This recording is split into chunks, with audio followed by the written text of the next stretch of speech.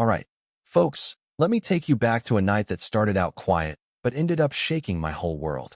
It's just after midnight in Willow Creek, Virginia, a sleepy little town where the streetlights hum and the roads are so empty you can hear your own thoughts. I'm driving my black SUV, windows cracked, the cool night air slipping in. My name's Maya Jackson, and I'm feeling pretty good, exhausted, sure, but good. I just wrapped up a long stretch of undercover work, the kind that keeps you up at night, always watching your back.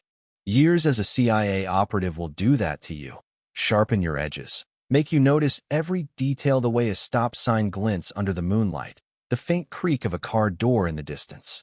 I'm almost done here, ready to slip out of town, mission complete, wind-bammered and blue lights flash in my rearview mirror, a siren slicing through the silence like a knife.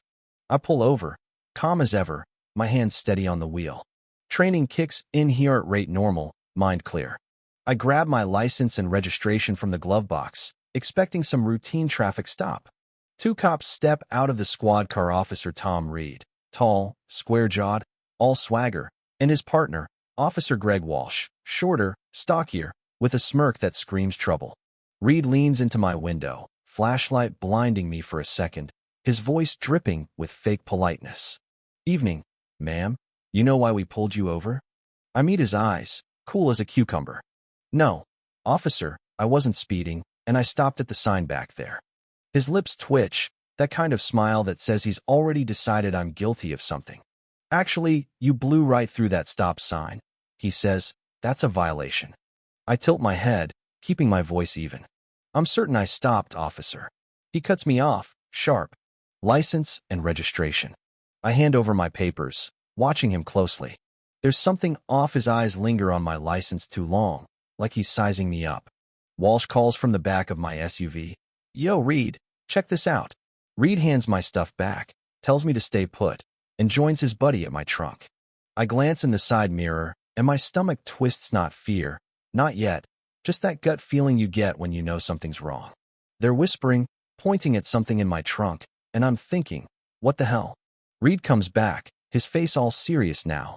"Step out of the vehicle, ma'am." I raise an eyebrow. "Why's that?" His tone's clipped, like he's reading from a script. "We've got reason to believe you're carrying illegal substances." I step out, slow and deliberate, my heart steady but my mind racing. Walsh is at my trunk, holding up a small plastic bag with white powder, grinning like he just won the lottery.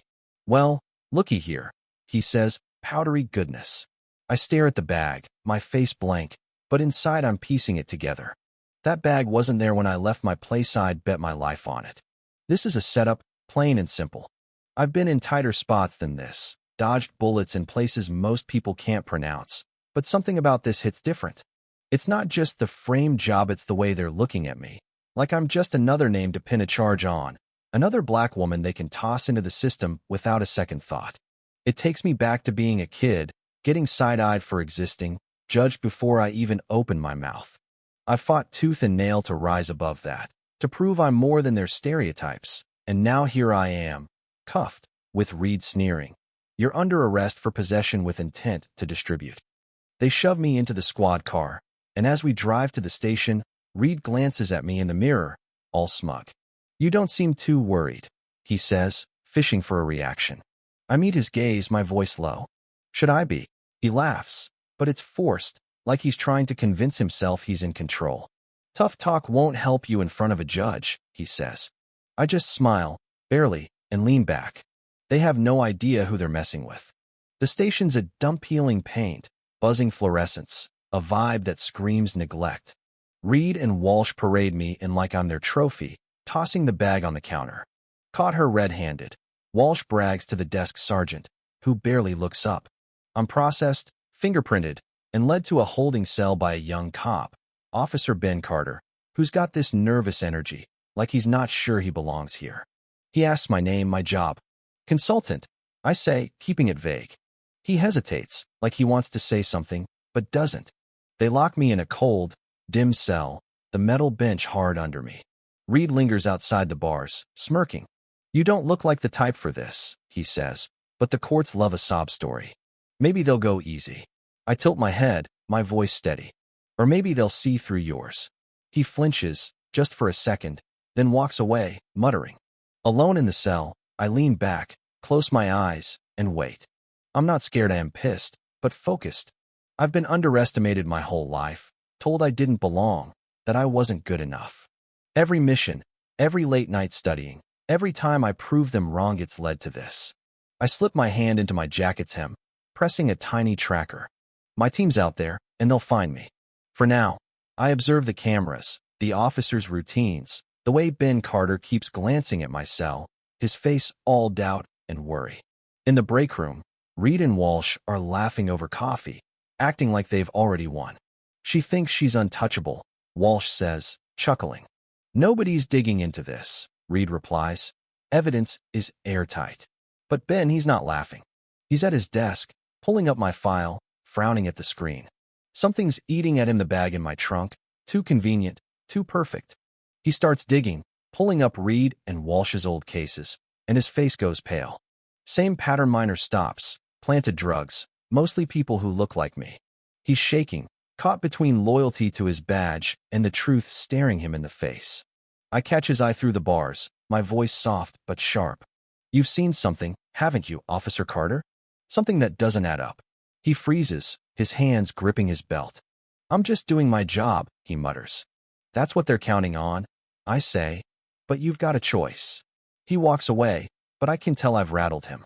That's all I need, a crack in the system. By morning, the station's buzzing, but there's a new tension. Ben's pacing, his fingers twitching over his keyboard. He sends an email, encrypted, to some oversight board, attaching Reed and Walsh's shady case files. He doesn't know it, but my team's already intercepted it. They're FBI to the outside world, rolling into the station in crisp suits, badges flashing. The lead, Agent Marcus Tate, demands records, access to my cell, and the room goes quiet. Reed and Walsh, lounging in the break room, freeze when they see the feds. What's this about? Reed asks, trying to play it cool. Tate's voice is ice. We'll ask the questions.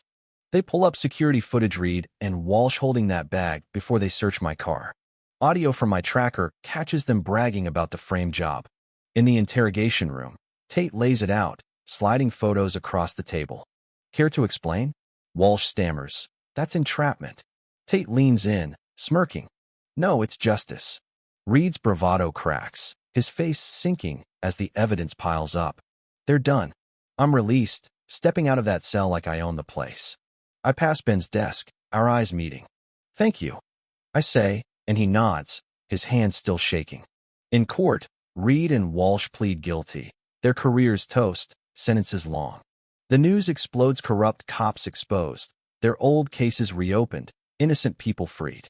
The station's gutted, reforms promised, and Ben, the rookie, becomes a quiet hero, even if some cops give him the cold shoulder. Weeks later, I'm at a diner with Ben, sipping coffee. I didn't think it'd matter, he says, staring at his cup. It did, I tell him. To everyone they hurt, and to you. I'm already prepping for my next mission, but this one's personal. I proved them wrong again.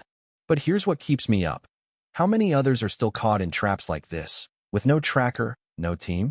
What makes someone like Reed think they can play God with people's lives? So what do you think? Were Reed and Walsh just bad apples? Or is the system built to let them thrive? Have you ever seen someone judged unfairly, or stood up to a bully who thought they'd win? Drop a comment, share your story, I'm reading them all. If this hit you, hit subscribe, join the fight for what's right. Willow Creek, May 2025, that's the night I turned their game upside down, and I'd do it again in a heartbeat.